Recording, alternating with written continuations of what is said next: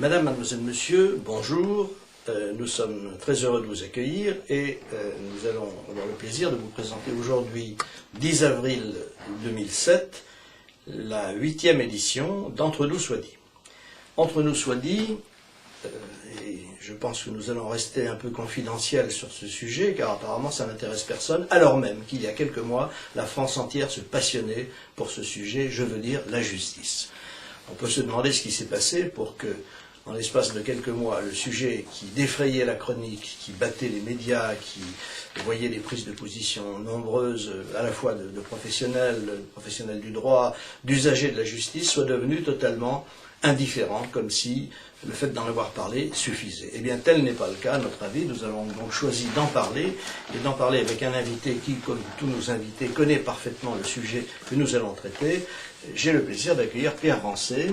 Pierre Rancé, bonjour. Bonjour, monsieur Reichmann. Je suis très heureux de vous accueillir, et vous êtes le chroniqueur judiciaire d'Europe 1, après avoir été celui d'un certain nombre de grands médias, et vous venez de publier aux éditions Plomb un ouvrage dont le titre et tout un programme, si j'ose dire, Le calvaire des innocents, une justice injuste.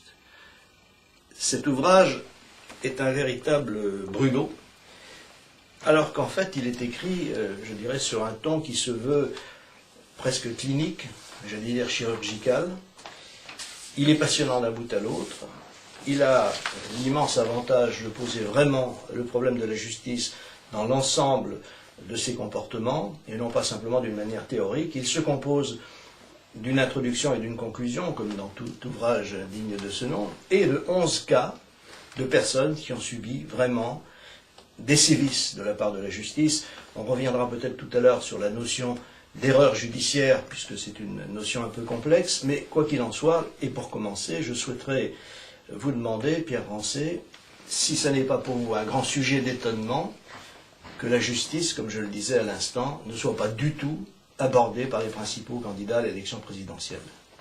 Alors, c'est un sujet d'étonnement. Je vais commencer par vous remercier et vous féliciter, parce que c'est une très bonne idée d'avoir pensé à parler de ce livre, non pas parce que c'est moi qui l'ai écrit, mais parce qu'il soulève un certain nombre de problèmes que les Français ont entendus, dont on a parlé beaucoup au moment de la commission parlementaire d'Outreau: la justice, la réforme de la justice, la détention provisoire, l'innocent maltraité par un système judiciaire qui normalement doit être équitable, qui est parfois placé en détention et qui y reste longtemps. Alors je vous remercie d'avoir pensé à soulever ces problèmes. Vous faites le travail qu'un certain nombre de médias ne fait pas. Vous faites œuvre, je dirais, de citoyenneté, puisque beaucoup de Français aujourd'hui encore se posent ces questions et n'ont pas les réponses, et vous lancez le débat que effectivement aucun, je dis bien aucun, candidat à la présidentielle ne soulève, c'est-à-dire les questions de justice. Alors je suis très étonné, c'est vrai, de voir qu'après, j'allais pas dire le tintamarre parce que ça serait péjoratif, mais toutes ces questions qui ont résonné bruyamment, j'ai assisté au débat devant la commission d'enquête parlementaire Outreau à l'Assemblée nationale. C'était des débats passionnés, les Français se sont passionnés, ils ont regardé la télévision sur les chaînes parlementaires à ce moment-là, sur les chaînes d'information continue, et depuis, il y a une espèce de réforme qui est un embryon de réforme qui a vu le jour, là, à la fin de l'année. Depuis, plus personne n'en parle. C'est vrai, je suis très étonné, c'est à croire que la justice n'est pas un sujet porteur pour les campagnes électorales. Alors je me demande si, à la lumière de l'explication que vous venez de donner, s'il n'y a pas peut-être une explication qui irait au-delà, mais elle serait très inquiétante. Est-ce que la vie politique en France, la vie citoyenne, comme on dit maintenant, n'est pas finalement devenue une vie purement de forme, d'aspect, une vie qu'on pourrait qualifier de purement médiatique? Une fois qu'on a traité un sujet, il est épuisé, et on s'arrête. Alors que dans le cas de la justice, de quoi s'agissait-il? D'un sujet extrêmement grave. Après une catastrophe judiciaire qui avait été l'affaire d'Outreau, et comme l'ont dit un certain nombre de vos confrères et peut-être vous-même, des Outreau, il y en a tous les jours. Or, après cela, après une commission d'enquête parlementaire passionnante et très intéressante à tous égards par les conclusions qu'elle a tirées, eh bien, à quoi assiste-t-on? À l'étouffement. Alors donc, c'est, comme le disait Debord, la société du spectacle. Mais auquel cas, est-ce que nous sommes encore en démocratie? Alors ça, c'est toute la question du débat qui passe par les médias. là on dérive un petit peu de notre sujet, à savoir où a lieu le débat citoyen, le débat démocratique. Alors il n'a pas forcément lieu dans les médias et que dans les médias. Que ce soit pour les questions de justice ou pour les questions économiques, les questions sociales, les questions liées à l'organisation politique de notre pays, à l'organisation politique européenne. Il n'y a pas que la justice qui est absente de ce débat, il y a aussi les questions liées à l'Europe. Beaucoup de choses ne sont pas présentes ou sont mal abordées. C'est vrai qu'on zappe, comme vous l'avez dit, beaucoup d'un thème à l'autre, une fois sur l'identité, sur le drapeau, sur ces choses-là. Et la justice, qui est un vrai débat, visiblement, est maltraitée. Après que la justice elle-même est maltraitée un certain nombre de personnes, un certain nombre d'innocents, elle est à son tour maltraitée, et par les médias, et par les hommes politiques, il faut le reconnaître. Alors, venons-en au fond du sujet. Il y a eu, au cours des dernières années, un certain nombre de scandales qui ont culminé avec l'affaire d'Outreau. La commission d'enquête a, je crois, assez bien cerné les principales dérives, et dans votre livre, dont je rappelle le titre, Le calvaire des innocents, une justice injuste, c'est un titre qui n'a quand même pas dû faire très plaisir à la chancellerie, j'imagine, mais enfin, qui aime bien châtie bien. Dans votre livre, vous donnez donc des exemples. Or, tous ces exemples sont accablants, car s'il est vrai que la plupart de ces exemples se sont terminés bien, entre guillemets, c'est-à-dire que les personnes ont finalement été reconnues innocentes, mal indemnisées, un peu mieux ou un peu moins bien, il n'en reste pas moins que c'est tout de même, à l'issue de votre livre, le spectacle d'une justice ordinaire. Est-ce que c'est vraiment cela, la justice tous les jours ? Alors, la justice de tous les jours, on parle là de la justice criminelle, la justice pénale et la justice qui utilise ce qu'on appelle une chaîne pénale, avec des policiers, des gendarmes qui s'occupent de la garde à vue, qui est la première étape rencontrée par les personnes mises en cause. Ensuite, elle rencontre un juge d'instruction, elle rencontre un procureur ou son substitut, elle rencontre un juge des libertés et de la détention. Elles ont affaire ensuite à l'univers pénitentiaire. Et enfin, au juge qui juge au procès, que ce soit un procès correctionnel ou un procès criminel. Donc on parle d'une partie de la justice qui est la partie criminelle. Force est de constater, heureusement, que la grande majorité des affaires se terminent plutôt bien, entre guillemets, sans infliger autant de détention provisoire injustifiée aux citoyens, aux justiciables qui rencontrent la justice. Mais le fait est qu'il y a de plus en plus de gens, même si c'est encore et heureusement une petite partie, mais il y a de plus en plus de gens qui sont maltraités dans la justice et qu'il y a de plus en plus de dysfonctionnements. Ces dysfonctionnements sont apparus au moment de ce qu'on a appelé l'affaire Outreau. Et elles ont été révélées au grand public parce que les justiciables qui étaient impliqués dans cette affaire étaient des gens comme vous et moi.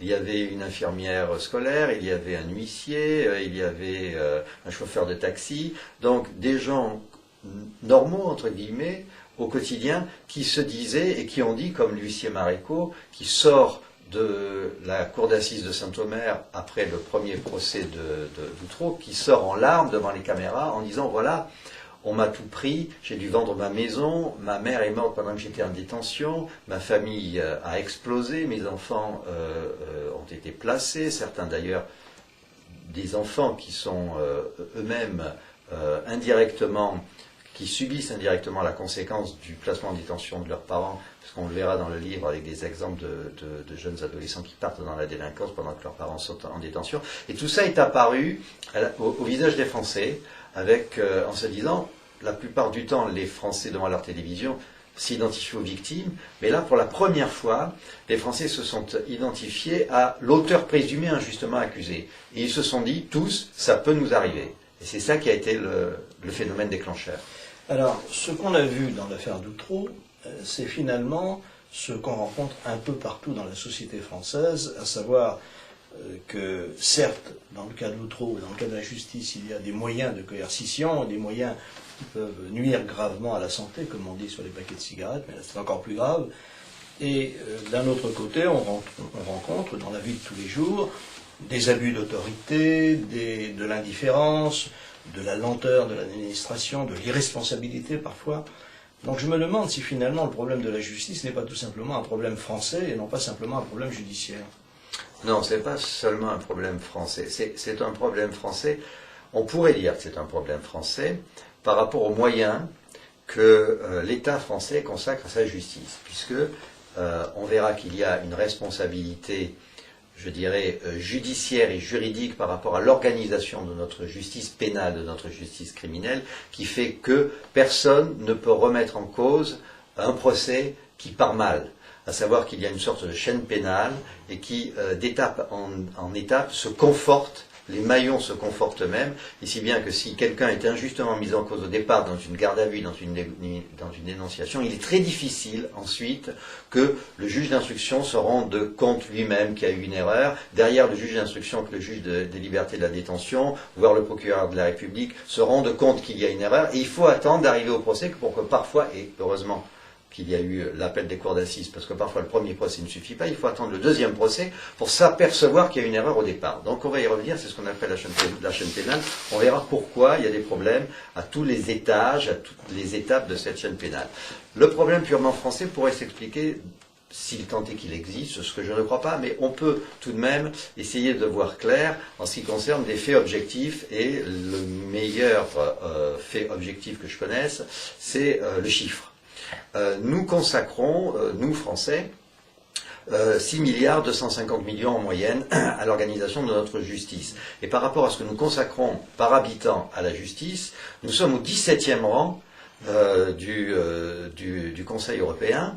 Nous consacrons en moyenne la même chose que ce que les Croates, la Croatie, consacre à sa justice. Il n'y a rien contre les Croates, mais enfin, on aurait pu espérer qu'un pays comme la France consacre autant que l'Allemagne ou l'Angleterre, puisque nous consacrons 6 milliards et 250 millions d'euros à la justice. Les Allemands et les Anglais y consacrent le double. Donc il y a d'abord une affaire de moyens qui fait que nous avons des juges d'instruction qui sont surchargés de dossiers, des juges qui s'occupent des affaires familiales qui sont surchargés de dossiers, des juges qui s'occupent des mineurs qui sont surchargés de dossiers. Il manque des greffiers. Le premier président de la Cour d'appel de Paris, à l'occasion de son discours de rentrée solennelle, expliquait que dans son ressort, c'est-à-dire au tribunal de Bobigny, de Créteil, d'Évry, dans tout son ressort, il manquait 30 postes de greffiers. Et les greffiers sont indispensables à la bonne marche de la justice. Donc nous avons déjà aussi une carence de moyens qui peut expliquer une sorte de mal français. Alors, cette carence de moyens n'est pas incurable. On peut effectivement imaginer qu'un gouvernement soucieux de ses responsabilités et ayant peut-être remis aussi un peu d'ordre dans les finances de la France et dans son endettement et dans les dépenses parfois inutiles que l'État consent, ferait l'effort nécessaire et ramènerait la justice à son niveau. Reste à savoir si il n'y a pas au-delà de ces aspects matériels un problème de mentalité. Enfin, moi, ce qui m'a frappé dans les auditions de la commission Dutroux, que je me suis efforcé de suivre aussi longtemps que possible, il y avait quand même de la part de la commission parlementaire elle-même une grande curiosité et de bonnes questions, c'est-à-dire des questions sans a priori, et de l'autre côté, de la part des magistrats, d'abord une attitude offusquée, comment on ose nous mettre en cause, et de l'autre part, un refus absolu de se mettre en cause. Et ça me paraît quelque chose qui est peut-être consubstantiel à leur corps. Alors, c'est vrai qu'on s'est focalisé sur le corps des magistrats et on en a fait les coupables désignés, voire les boucs émissaires. Alors, le juge Burgot n'est toujours pas jugé. Alors nous parlons, je sais que cette émission doit être diffusée, enfin il est possible de la télécharger et donc de la visionner pendant un mois, mais je ne pense pas que dans le mois qui vient, l'affaire du juge Burgot soit définitivement jugée, puisque le juge Burgot est dans une procédure disciplinaire. Bien que l'inspection générale des services judiciaires ait considéré qu'il n'y avait pas de faute qui justifie un traitement disciplinaire, le garde des Sceaux a décidé qu'il fallait tout de même renvoyer le juge Burgot devant le Conseil supérieur de la magistrature pour que ce Conseil décide s'il y a ou pas matière à juger disciplinairement le juge Burgot. Le fait est que le juge Burgot a été rendu responsable d'un certain nombre de dysfonctionnements. Il faut rappeler qu'effectivement, comme vous le disiez, c'est tout le corps des magistrats qui est concerné, puisque plus de 60 personnes ont eu à connaître cette affaire d'Outreau avec le juge Burgot. puisqu'il y avait des procureurs de la République qui se sont penchés sur ce dossier, un certain nombre de magistrats, ceux de la Cour d'appel de Douai, au-delà du tribunal de grande instance de Boulogne où travaillait le juge Bureau, et c'est remonté jusqu'à la Cour de cassation, et c'est remonté aussi jusque dans les services de la chancellerie, donc plus de 60 magistrats. Alors, se remettre en cause, c'est là qu'on arrive aux limites de l'exercice, parce que les juges appliquent la loi, sont supposés appliquer la loi. Et il y a un problème qui a été identifié avec cette affaire d'Outreau, puisqu'on parle de la justice pénale, de la justice criminelle, c'est que les juges d'instruction, les magistrats, qu'ils soient au siège, qui jugent ou qu'ils soient au parquet, donc pour faire les poursuites au nom de la société, sont accablés, vraiment accablés, par un nombre de textes incalculables. Un procureur disait qu'au cours de ces dernières années, le code de procédure pénale avait été, de 1996 à 2006, avait été modifié 728 fois en 10 ans, 728 fois, c'est-à-dire le code qui fixe les règles entre l'accusation et la défense, 728 fois, et qu'on avait intégré très exactement 278 lois. Si bien qu'aujourd'hui, entre les délais, les recours, l'administration de la justice, les actes qu'il faut faire, ce qu'il faut de toute façon examiner, même si on n'y donne pas suite, les magistrats sont tellement obnubilés par leur travail pour éviter le pépin de procédure, le pépin procédural, qu'ils en évitent, enfin qu'ils ne font pas suffisamment attention au pépin humain. Et c'est comme ça qu'on se retrouve avec des gens avec des juges d'instruction qui se remplacent les uns les autres, avec des juges des libertés de la détention qui ne connaissent pas le dossier. On se retrouve avec des justiciables, ceux qui sont dans le livre et ceux qui sont nombreux, parce que je citerai des chiffres. Pour 2004, je peux le citer, plus de 2000 personnes en France ont fait de la prison pour rien. C'est-à-dire que leur détention n'a pas été suivie d'une condamnation, que ce soit criminelle ou encore d'assises. Si bien que les politiques et les législateurs ont eux aussi mis une espèce de chape de plomb très difficilement gérable pour les magistrats qui se retrouvent à travailler dans des conditions incroyables. Je vous ai cité des chiffres peut-être, de juges d'instruction à entre 100 et 150 dossiers, et puis des dizaines et des centaines de dossiers pour les autres magistrats. Quand je vous disais qu'un juge des affaires familiales a 800 dossiers, ça veut dire que pour décider d'un divorce, d'une prestation compensatoire, il a 10 minutes. Oui, ce qui évidemment ne permet pas en général d'étudier le dossier sérieusement. Il est évident que le divorce est un élément douloureux, mais la prison en est un beaucoup plus. Et la prison prolongée quand on est innocent est un véritable drame et un scandale. Alors, cependant, il y a quelques questions qu'on ne peut pas ne pas se poser. C'est celle de l'aspect humain des magistrats. Vous avez bien entendu vu et revu sûrement le fameux film 12 hommes en colère, qui ne traite pas de magistrats mais de jurés. Et effectivement, c'est un homme, le 12e homme, le 12e juré, qui, à force de patience et de pertinence, finit par convaincre ses co-jurés qu'il y a un doute. Or là, dans l'affaire d'Outreau, et sans doute dans beaucoup d'autres, et notamment dans celle dont vous donnez une relation à la fois précise, humaine, passionnante, ce qui fait que votre livre se lit vraiment comme un roman qui, je le dis, est assez dramatique, mais un vrai roman quand même. Eh bien, il n'y a pas eu, dans l'affaire d'Outreau, sur les 63, je crois, magistrats qui ont eu à traiter de l'affaire, un seul homme ou une seule femme qui n'ait été saisi par un doute, en tout cas, qui l'ait exprimé. Là, ça m'interroge. Alors, il y a eu, au cours du procès, de la préparation du procès, de l'instruction, des petits doutes. Des petits doutes qui ont émergé aussi bien chez le juge Bureau, qui, sur 2 dossiers, considère que ces 2 personnes-là ne doivent pas être jugées, et c'est finalement le procureur qui appuie sur la machine pour que ces 2 personnes en question fassent elles aussi partie de la charrette qui ira à la cour d'assises de Saint-Omer. Il y a eu des doutes dans la mesure où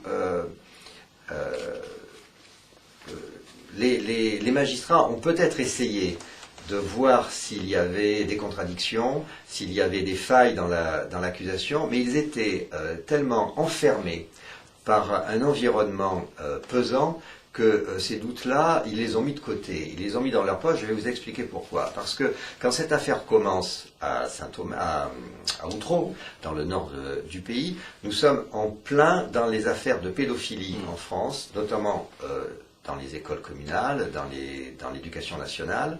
Et nous sommes en Belgique, à quelques kilomètres d'Outreau, dans l'affaire Dutroux.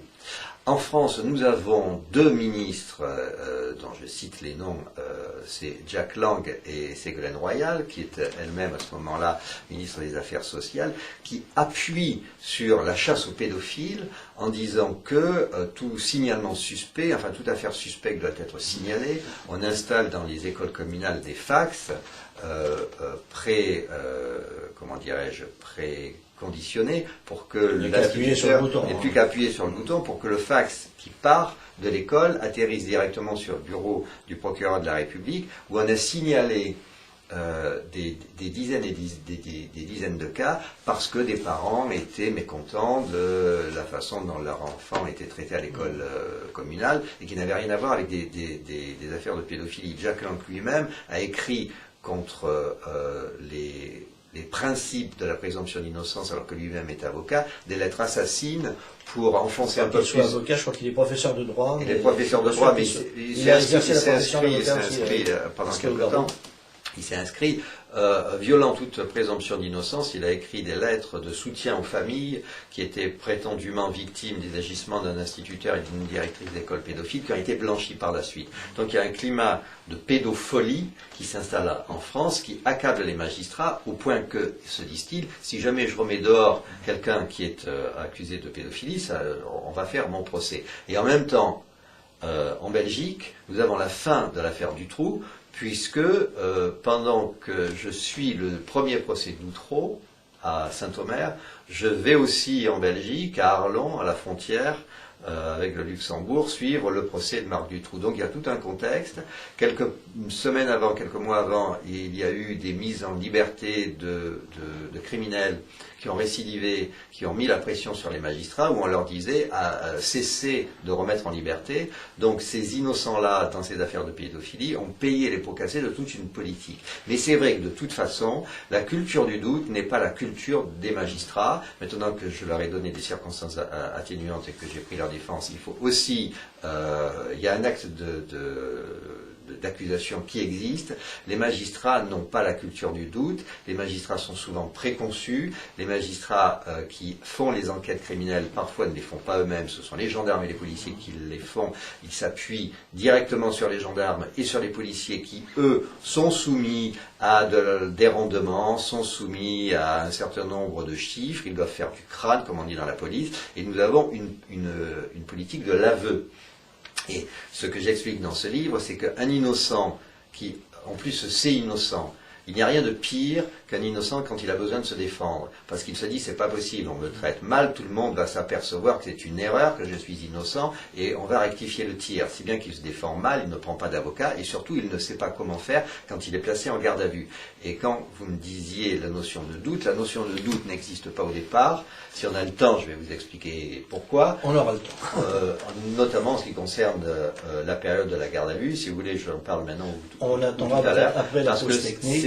C'est l'exemple qui va illustrer comment fonctionne notre justice et comment le doute ne bénéficie pas à la personne qui est mise en cause. C'est un point évidemment très important que nous aborderons dans un instant. Mais auparavant, et pour conclure cette première partie, j'aimerais vous demander si, à l'échelle des responsabilités, puisqu'on est en train de le faire, alors on ne va pas instruire le procès de la presse, c'est un procès qui est instruit quotidiennement, donc laissons les procureurs de la presse faire leur travail. Mais en revanche, est-ce qu'il n'y a pas eu aussi une forte pression d'un certain nombre d'organes de presse qui, vis-à-vis de la justice, ont pesé à un point tel que la justice se sentait un peu coincée dans cette affaire? Alors, il y a eu effectivement, la pression dont vous parlez a existé, mais pas dans le sens que vous dites. À savoir qu'il y a une pression qui est la concurrence, qui est la pression commerciale, où chacun veut avoir à la une de son journal ou de l'ouverture de son journal télévisé ou radiophonique l'information qui va aller dans le sens d'un procès sensationnel, d'une affaire sensationnelle qui a été découverte. La presse est alimentée par la justice, par les avocats, par les associations de parties civiles qui défendent les enfants. Et il y a beaucoup de manipulations. Et la difficulté, c'est que peu de journalistes ont les moyens et la culture de résister à cette communication pour retirer ce qui est vraiment de l'information. Premièrement, parce que les gens qui s'occupent, les confrères qui s'occupent de ces affaires-là, sont des reporters tout-terrain qui sont parfois des correspondants en province qui ne sont pas des journalistes spécialisés dans les affaires de justice ou de jeunes reporters qui vont sur place pour essayer de recouvrir un témoignage et qui ne savent pas tout le temps faire le tri entre l'information qui vient d'un avocat ou d'une association de partie civile qui veut faire passer son affaire et son point de vue et une information vérifiée auprès de plusieurs sources. Ensuite, il y a aussi la durée, le temps qui est donné aux journalistes pour vérifier leurs sources. Il est très difficile dans les affaires de justice, quand on n'est pas spécialiste, d'avoir des numéros de téléphone, des sources qui permettent de vérifier l'information. Parfois, l'information est donnée comme ça, dans la foulée, avec tout le monde, et il y a, c'est vrai, des mises en cause qui sont inadmissibles, mais là, je plaide des circonstances atténuantes. C'est un petit peu la façon de travailler aujourd'hui de la presse, qui est soumise à une concurrence féroce, puisqu'il y a aussi bien pour les télés que pour les radios que pour la presse écrite, une concurrence notamment avec des journaux gratuits, avec des informations qui remontent sur Internet sans qu'elles soient vérifiées, et le métier de journaliste devient de plus en plus difficile. Alors, avant de conclure provisoirement cette première partie, je rappelle le titre de l'ouvrage de Pierre Rancé, Pierre Rancé, Le calvaire des innocents, une justice injuste aux éditions Plomb. Et pendant la brève pause technique, vous avez le temps de courir chez votre libraire pour l'acheter d'urgence. A tout de suite. Madame, mademoiselle, monsieur, nous nous retrouvons donc sur le plateau de Entre nous soit dit. Nous traitons aujourd'hui du problème de la justice avec Pierre Rancé, qui est le chroniqueur judiciaire d'Europe 1, après avoir été le chroniqueur judiciaire de plusieurs très grands médias, et qui est effectivement un homme de grande réputation dans la chronique judiciaire et dans le monde de la presse en général. Il vient de publier aux éditions Plomb Le calvaire des innocents, une justice injuste, un ouvrage vraiment passionnant, qui n'est pas toujours facile à lire au sens humain du terme. On souffre avec les personnes dont vous décrivez la vie, et notamment parmi ces fameuses gardes à vue que nous avons évoquées dans la fin de cette première partie, et dont j'aimerais que vous nous disiez ce que vous pensez de ce système qui a quand même un caractère un peu médiéval, quasiment barbare. C'est exactement ça, il est médiéval, nous en sommes restés à l'Inquisition. Nous avons rééquilibré notre procédure pénale, c'est-à-dire la règle qui existe, puisqu'on parle de procès équitable, l'Europe nous surveille, la règle qui existe entre celui qui accuse et celui qui se défend. Nous avons rééquilibré certaines parties, certaines phases du procès, mais pas la phase de départ. Et c'est terrible parce que c'est à partir de cette phase-là qu'on appelle la garde à vue que tout se décide. Donc la garde à vue, c'est ce que, en termes techniques, on appelle une mise à disposition. C'est vous êtes suspecté de quelque chose, vous êtes mis en cause, et on vous interroge pendant un certain nombre d'heures et de jours, puisque la garde à vue peut durer 48 heures, c'est-à-dire 2 jours et 2 nuits, plus quelques heures qu'on rajoute à la fin de ces 48 heures, qui est le délai où on vous laisse mariner dans le dépôt avant d'être présenté au juge d'instruction, qui parfois a d'autres affaires, a d'autres auditions, et vous attendez parfois 48 heures, plus une vingtaine d'heures au maximum, et vous pouvez attendre 68 heures avant d'être présenté au juge d'instruction, entre le moment où on est venu vous chercher chez vous, devant vos voisins, où on a tapé à l'heure du laitier, à 6 heures du matin, où on a perquisitionné votre appartement, on l'a mis sans dessus-dessous, sans vous dire de quoi on vous accusait. Vous êtes parti entre 2 ou 3 policiers ou entre 2 ou 3 gendarmes, devant vos voisins, devant vos enfants. S'ils sont jeunes, on a appelé la voisine, la concierge ou votre belle-maman pour les garder pour qu'ils puissent aller à l'école, et vous, on vous emmène. On vous emmène, vous ne savez pas où, et vous vous retrouvez soit dans un local d'un commissariat de police, soit dans une brigade de gendarmerie. Et là, pendant 2 jours, d'abord on vous retire votre ceinture, on vous retire vos lacets, pendant 2 jours vous êtes interrogé. Et vous êtes interrogé quand bon leur semble, c'est-à-dire quand les enquêteurs estiment que à ce moment-là, il est pertinent de vous interroger. Donc, si après avoir ouvert la porte aux fonctionnaires de police ou de gendarmerie à 6 heures du matin, vous êtes emmené dans un commissariat à 9 heures du matin, on peut commencer à vous interroger à 17 heures ou à 20 heures. Finalement, venir vous réveiller à 1 heure du matin pour vous interroger pas longtemps, une demi-heure. Et pendant 2 jours et 2 nuits, vous n'avez pas le droit de dormir normalement. D'ailleurs, quand vous pouvez dormir, vous dormez sur un banc en pierre ou un banc en bois qui est trop court ou trop étroit pour pouvoir s'allonger et dormir normalement. Vous ne mangez pas normalement. On vous apporte parfois, dans le meilleur des cas, une espèce de barquette de nouilles préchauffées comme on peut trouver dans certains vraiment mauvais trains de nuit ou certaines compagnies d'aviation qui fait vraiment du low cost. Vous les laissez par terre, ce sont les rats qui le terminent parce que vous dormez aussi avec le reste de votre repas et de vos détritus alors que vous êtes présumé innocent.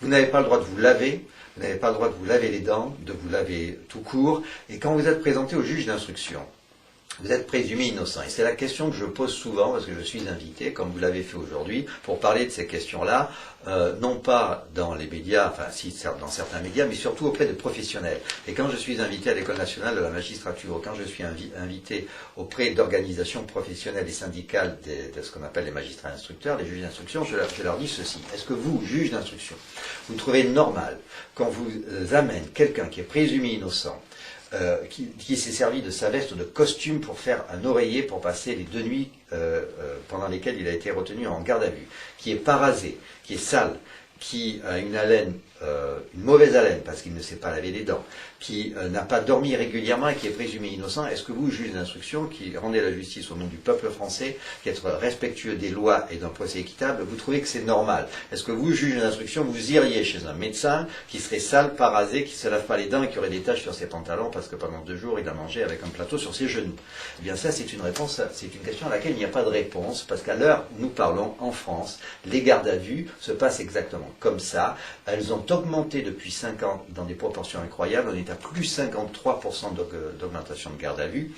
Nous étions à 355-360 000 en 2002, on est à 530 000 gardes à vue. La plupart de ces gardes à vue ne durent pas plus de 24 heures, mais plus d'un tiers, un gros tiers dure plus de 24 heures, c'est-à-dire les 48 heures, voire les 20 heures de rave, les 68 heures, sans parler des affaires de terrorisme, de criminalité organisée, où là c'est 4 jours de garde à vue. On peut être aussi mis en cause parce qu'on a un cousin ou quelqu'un, une personne éloignée qui vous a appelé une fois et vous vous retrouvez dans un réseau de criminalité organisée, et là c'est pas 2 jours de garde à vue, c'est 4.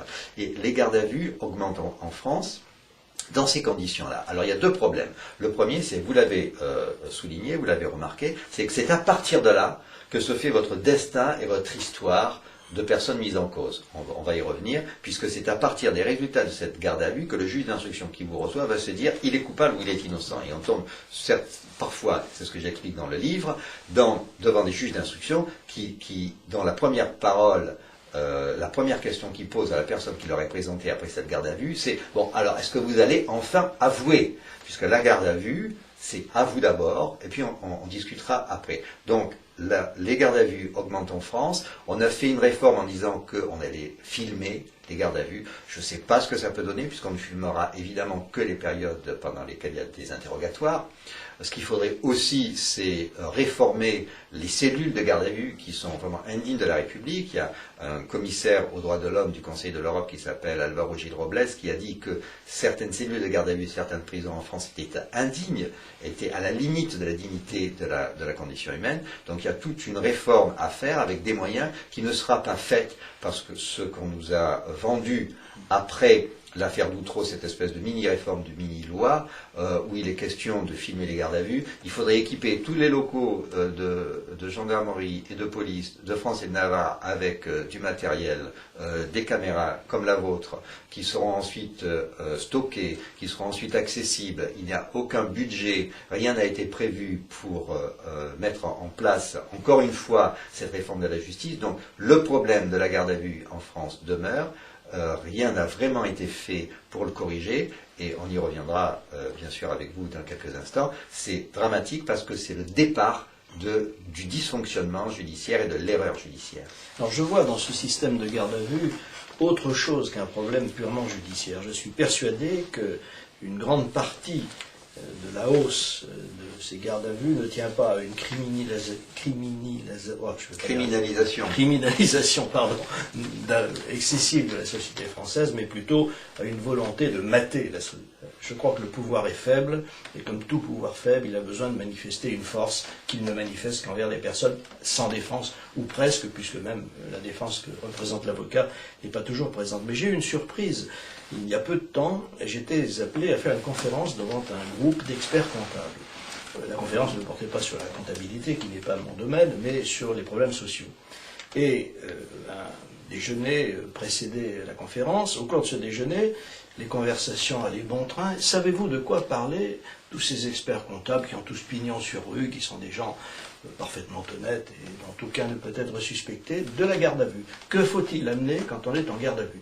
J'étais sidéré, vraiment sidéré. Je me suis dit, on a franchi une étape, et cette étape nous conduit vers une société de plus en plus totalitaire.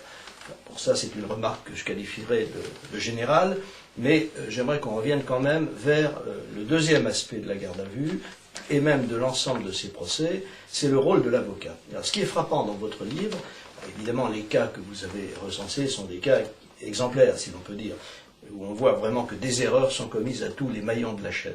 Mais presque toujours, la première intervention de l'avocat est décisive, ou peut l'être. Si vous vous trompez d'avocat, vous risquez fort de plonger. Et d'un autre côté, un avocat expérimenté, surtout dans les matières qui sont criminelles ou pénales, est un avocat qui connaît les trucs du métier et qui en plus sait ce qu'il faut dire ou ne pas dire. Donc comment expliquez-vous cette grande méconnaissance que les citoyens français ont du rôle de l'avocat, et comment se fait-il que les avocats n'aient pas encore réussi à mettre au point, je ne sais pas, un processus ou quelque chose qui permettrait à des avocats réellement spécialisés de s'occuper de ces personnes? Alors c'est une excellente question, parce que nous sommes au cœur de la façon dont les Français perçoivent leur justice et éventuellement celui qui les aidera à se défendre devant la justice. Tous ces citoyens-là que j'ai rencontrés, qui sont des justiciables, qui sont innocents, qui ont été blanchis par la justice, ont tous un réflexe de départ qui est de dire « mais je suis innocent, pourquoi je vais prendre un avocat, puisque je suis innocent ?» La plupart des Français vous diront qu'au moins ils parlent de la justice, au moins ils la fréquentent et au mieux ils se portent. Parce que la justice, c'est compliqué, on considère qu'elle est là pour vous protéger contre les atteintes aux biens ou aux personnes, que ceux qui ont affaire à la justice sont ceux qui le méritent, ce sont des criminels, mais vous, justiciables, français moyens, vous n'avez pas à avoir affaire à la justice, si ce n'est pour des affaires, mais qui, là, ne concernent pas le juge qui punit, les affaires de divorce, les affaires de contrat d'assurance, civil. Voilà, tout ce qui est civil ou familial. Bon. Donc les Français se disent que la justice ne leur est pas réservée, cette justice-là, cette justice criminelle. Et ensuite qu'un avocat, bon d'abord il faut le payer, l'avocat, donc au plus on s'en passe, au mieux on se porte, et je le répète, il n'y a rien de pire qu'un avocat quand il a besoin de se défendre, parce qu'il se dit... Qu'un justiciable, vous dire. Pardon, qu'un justiciable. C'est peut-être vrai pour un avocat aussi, d'ailleurs. Aussi, parce que parfois les avocats se retrouvent en garde à vue, ils sont de plus en plus nombreux à être mis en cause.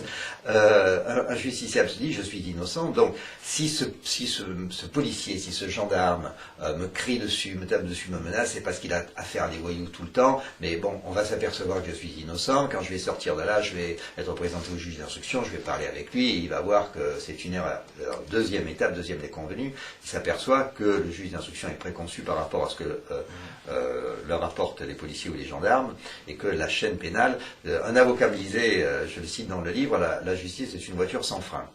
C'est-à-dire que quand ça commence, c'est ensuite très difficile de corriger le tir. Alors, la personne qui pourrait le corriger, c'est l'avocat. Alors, l'avocat, il y a deux catégories d'avocats. Il y a l'avocat que vous payez sur vos deniers, et l'avocat que vous ne pouvez pas vous payer, parce que vous n'avez pas l'argent pour payer un avocat, ça coûte cher. Un avocat a une bonne défense, ça coûte cher. Vous avez donc affaire à ce qu'on appelle l'avocat commis d'office, l'aide juridictionnelle. Alors ce sont de jeunes avocats qui commencent. Certains sont très bons, se défoncent entre guillemets sur certains dossiers, mais ils sont très rares. La plupart du temps, certains avocats de cette aide juridictionnelle courent d'un dossier à un autre, d'un cabinet de juge d'instruction à un autre, et parfois j'ai des juges d'instruction qui me disent, quand je suis dans mon cabinet pour l'interrogatoire avec le suspect de mise en cause et l'avocat commis d'office, je lui pose une question à l'avocat sur un détail précis de l'enquête, et l'avocat me dit, mais monsieur le juge, vous faites allusion à quelle partie du dossier? Il est en train de découvrir le dossier et de lire le dossier pour répondre à la question. Donc, tout ça pour vous dire que nous avons affaire à une justice de classe où ceux qui ont les moyens d'avoir une défense ont les moyens de s'en sortir. Et je vous dis ça pourquoi? Parce que il y a dans cette affaire, dans ce livre, Le Calvaire des innocents, des personnes par exemple qui n'ont pas pris d'avocat au départ, qui ont eu un avocat ensuite qui les a laissés tomber parce que cet avocat considérait qu'il n'était pas assez payé, des avocats qui n'étaient pas présents au rendez-vous important quand vous avez déjà fait 2 ou 3 mois de détention provisoire et quand vous dit bon voilà, au bout de 3 mois vous allez être présenté devant le juge d'instruction pour vous expliquer c'est le premier rendez-vous et que vous vous retrouvez devant le juge d'instruction et que votre avocat n'est pas là parce qu'il vous dit qu'il était au même moment en train de plaider dans un autre procès et que vous écrit en disant bon, je viendrai la prochaine fois. Bon. Et il y a aussi le fait que dans ces affaires-là, surtout si les choses se sont tordues et se sont durcis avec le temps. C'est-à-dire qu'après une garde à vue catastrophique, un juge d'instruction préconçu qui vous dit « bon, vous ne voulez pas avouer, ben, je vous incarcère ». Parce que c'est ça, c'est qu'est-ce que vous avez à déclarer. Je n'ai rien de plus à déclarer. Ah bon, ben, puisque c'est comme ça, je vous incarcère. Vous n'avouez pas, je vous incarcère, je vous mets en détention. Et en matière criminelle, le premier mandat de dépôt, c'est-à-dire la durée pendant laquelle un juge d'instruction peut vous incarcérer, peut durer 1 an. Quand vous sortez au bout d'1 an de détention provisoire dans ces conditions-là, et que vous n'avez pas eu d'avocat, il faut reprendre le dossier, il faut travailler le dossier, et parfois vous arrivez devant une cour d'assises avec des avocats qui n'ont pas bossé leur dossier et qui se disent « je vais m'en sortir avec la plaidoirie ». Et au moment des débats, au moment du procès, ils se retrouvent en face d'accusateurs, de gens qui vous mettent en cause, ils n'ont pas vérifié les témoignages, ils n'ont rien à leur opposer, et malgré les plaidoiries plus ou moins brillantes et les envolées plus ou moins brillantes de certains avocats, les jurys en face se disent « oui, mais lui il a dit ça, lui il a dit ça », et personne ne leur a répondu, et vous êtes condamné. C'est l'histoire de Roland de Lebel qui, après 44 mois de détention, c'est-à-dire plus de 3 ans et demi, condamné à 10 ans en première instance, c'est-à-dire au premier procès de cour d'assises. Heureusement que depuis la cour d'assises a subi une réforme et qu'on peut faire appel et avoir un deuxième procès, se dit pour ce deuxième procès, il faut que j'ai vraiment un ténor, un barreau, un ténor du barreau, et elle prévient l'un des avocats qui s'appelle Hubert Delarue, qui est dans l'affaire Boutreau. Hubert Delarue lui dit « chère madame, moi je veux bien vous défendre, mais je n'accepte pas l'aide juridictionnelle ». Et c'est normal, l'aide juridictionnelle, c'est quelques dizaines d'euros à l'heure pour des avocats qui doivent faire des heures et des heures de vérification, reprendre tous les dossiers, toutes les codes, tous les PV d'interrogatoire, etc. Et donc, elle casse sa tirelire, elle emprunte, sa mère, donc la grand-mère des enfants, parce que les enfants de Roland de Lebel vont subir les conséquences de l'incarcération de leur maman. Tout le monde se cotise pour payer cet avocat qui lui fera des vérifications, des contre-vérifications. Il s'apercevra que le principal accusateur de Roland de Lebel, qui est cette femme qui est accusée d'avoir poussé son mari dans le canal, ce soir-là, puisque c'est de nuit, ne pouvait pas voir ce qui s'est passé parce qu'il n'y voyait rien, mais ça l'enquête ne l'avait pas établi. C'est lui l'avocat qui le fait. Il le fait pourquoi? Parce qu'il a pu y consacrer du temps et parce que c'est un bon avocat. Et tout ça se paye le prix qu'on doit payer un bon avocat pour avoir une bonne défense. Tout ça pour vous dire que si on n'a pas les moyens de le faire, on est condamné. Et Roland de Lebel aurait très probablement été confirmé en appel et aurait peut-être à l'heure qu'il serait encore en train de chercher des gens à qui s'adresser parce qu'elle aurait été condamnée. Alors, nous sommes là dans une des contradictions de la justice à la française. On nous dit toujours, nous ne voulons pas d'une justice à l'américaine, c'est-à-dire d'une justice où il appartient à l'accusé de prouver son innocence. Mais c'est très exactement ce que vous venez de décrire. Le juge d'instruction, qui théoriquement doit instruire à charge et à décharge, instruit le plus souvent à charge, et il appartient à l'avocat, vous venez d'en décrire quelques-uns des aspects, il appartient à l'avocat à ce moment-là de faire son enquête, de faire des contre-preuves, etc. Donc finalement, nous avons à la fois la justice à la française et la justice à l'américaine, et ça ne tient pas debout.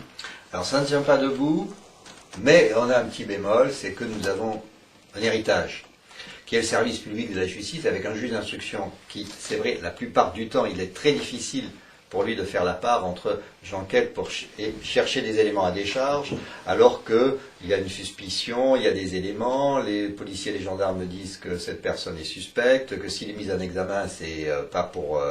si vous voulez, le mot de présumé innocent est galvaudé. C'est présumé coupable, c'est à la justice à faire la preuve de la culpabilité, et si elle n'y parvient pas, les charges et les poursuites s'arrêtent.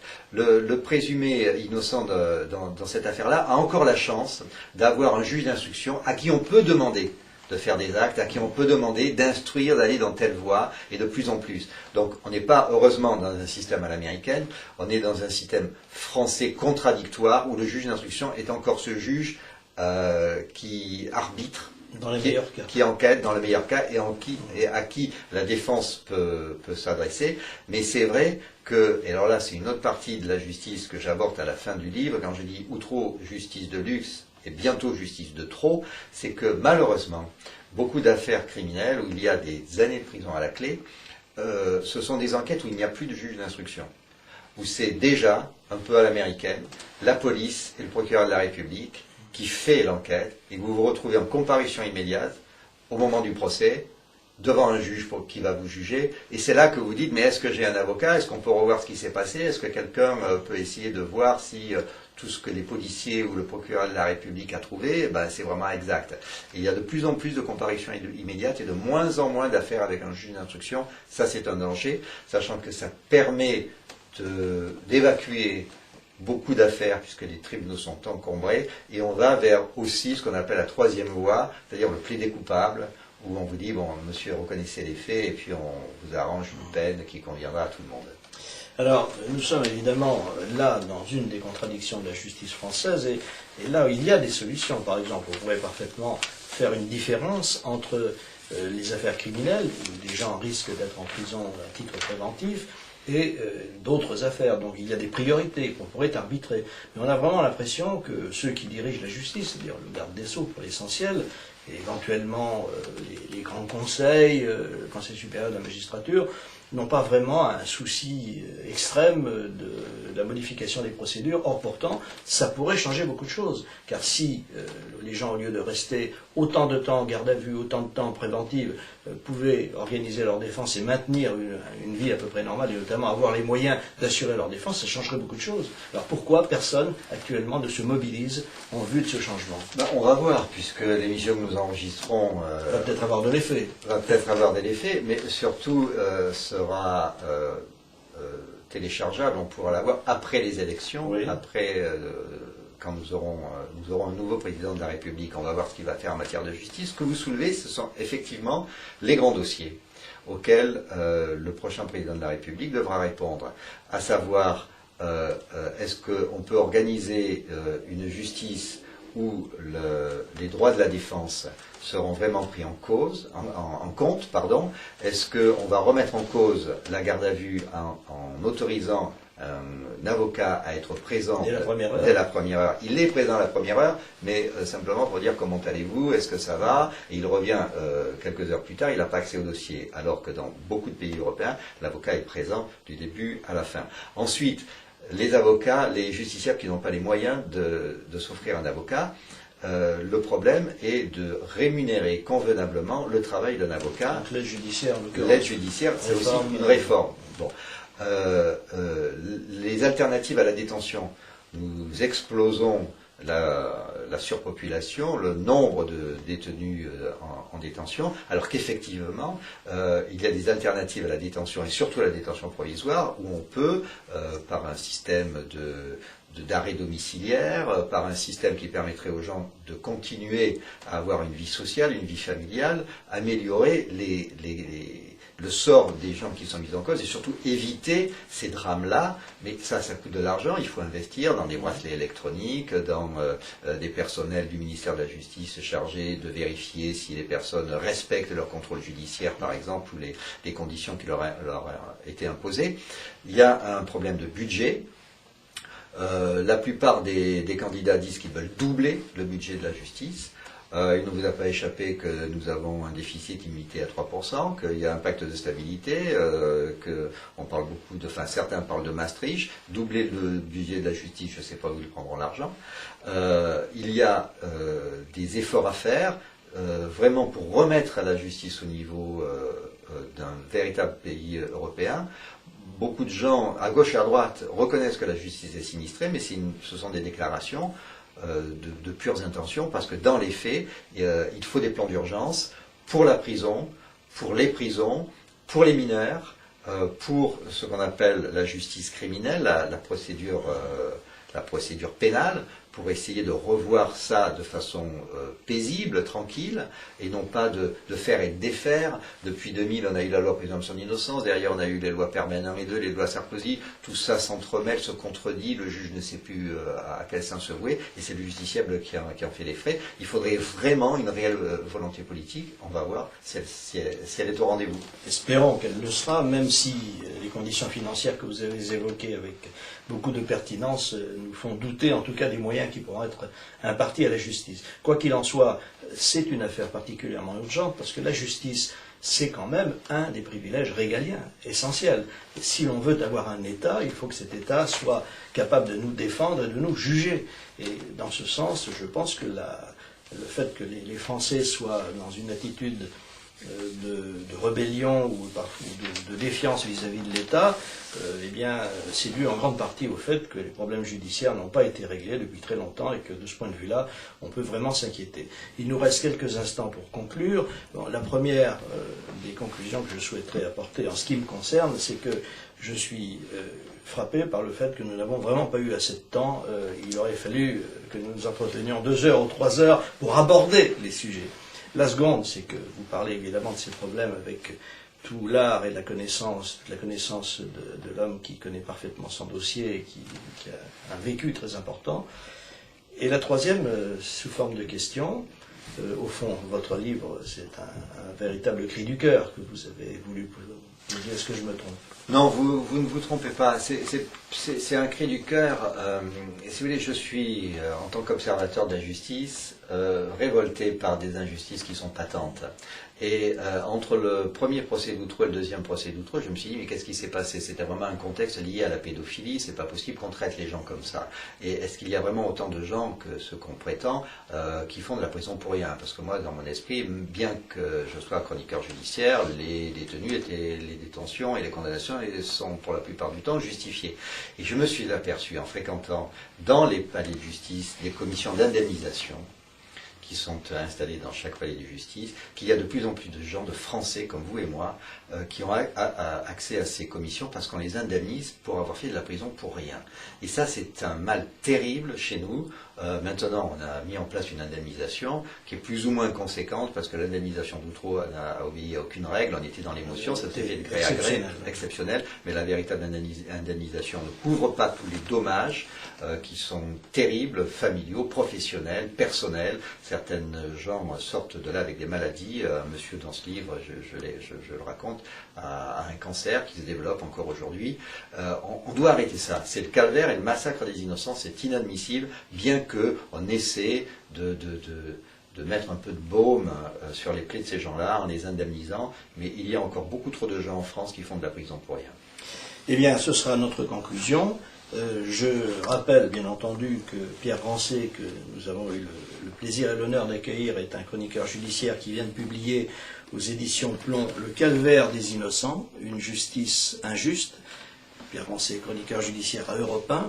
Et d'autre part, j'invite tous nos auditeurs qui auront pu voir cette émission et éventuellement l'apprécier, en tout cas en ce qui concerne Pierre Rancé, ils l'auront assurément apprécié, non seulement à la regarder, ce qui est très bien, mais aussi à la faire regarder au plus de gens possible, car il nous appartient, à nous, citoyens, de prendre en main notre destin judiciaire si nous ne voulons pas qu'un jour nous disions, eh bien, si j'avais su, j'aurais peut-être fait davantage. Si vous me permettez de rajouter quelque chose, c'est que ce livre est venu dans un deuxième temps, puisque après le premier procès d'Outreau, quand j'ai voulu savoir si beaucoup de gens faisaient de la prison pour rien, j'ai fait, pour commencer, une émission qui existe toujours sur Europe 1, qui s'appelle Parole d'accusé, et tous les samedis après-midi, je donne la parole aux gens qui sont victimes de dysfonctionnement judiciaire ou aux acteurs de la justice pour expliquer aux Français quelle est notre justice. Parole d'accusé le samedi après-midi sur Europe 1. C'est un peu ce qui a été à l'origine de ce livre. Alors nous écouterons, comme nous le faisons d'ailleurs, Parole d'accusé sur Europe 1. Madame, mademoiselle, monsieur, merci de nous avoir regardés. Je vous souhaite une bonne continuation de vos activités et bien entendu rendez-vous à notre prochaine émission. Soyez heureux, portez-vous bien et vive la France.